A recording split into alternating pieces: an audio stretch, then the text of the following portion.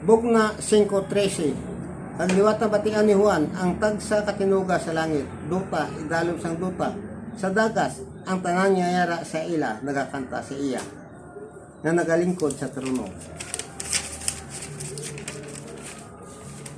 Kag sa kordero, pagdayaw, kadungganan, himaya, gahom sa walay katubtuban. Pagsasay o kung paghangok.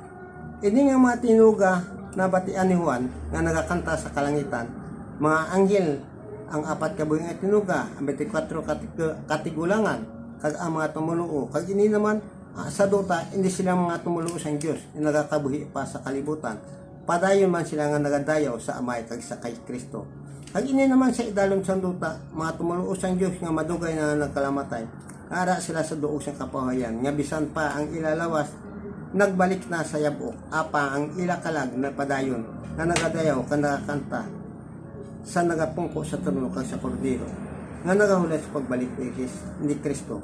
Ang ini naman ang sa dagat, nga tumuluo sa Diyos, nga nagkalamatay sa dagat, ang ila kalag, na nagapabilin, ang ila kalag, ang ini naman ang sa dagat, ang tanan nga mga tumuluo sa Diyos, nga nagkalamatay sa dagat, ang ila kalag, nagpabilin sa dagat. Bugna 20:23 nga nagasilin. Dayong ginluad sang dagat ang mga patay nga yara sa iya, kag ang tanan nga mga tinuga sa kalangitan, kag ang mga tumuluo sang Dios sa kalangitan, sa kalibutan, kag ang tanan nga nagakanta ka nagadayaw sila sa amay, kag nagapungko sa iya trono kag sa kordero, kag iginihaw. Tako sa pagbaton kay pagdayaw sa kadungganan. Himaya, gahom sa walay katubtuban, kag liwat, kag gindayaw ang amay, kag si Kristo, sintanan nga mga tinuga sa kalangitan, kag sa mga tumulo sa duta. Bugna 5:14, ang 4 kabuhing nga tinuga, nagsabat kabay pa, kag ang katigwalaan nagluhod ka nagsimba.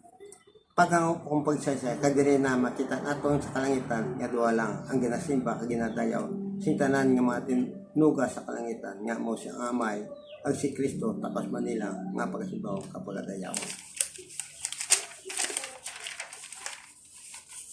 Kag amo ini, ang kaunuran sa pagbukas ni Kristo, sang selyo, kag paghumlad, sang linukot nga tulunan sa kalangitan. Ang aton nga masunod naton nga topiko, ang mga likom sang selyo 4, ang pagbukas ni Kristo, sing sang 7 ka mga selyo sa kalangitan. Ang nahanungod sa pagtuga, sing tanan nga may kabuhi sa kalibutan. Salamat Jed sa inyo tanan.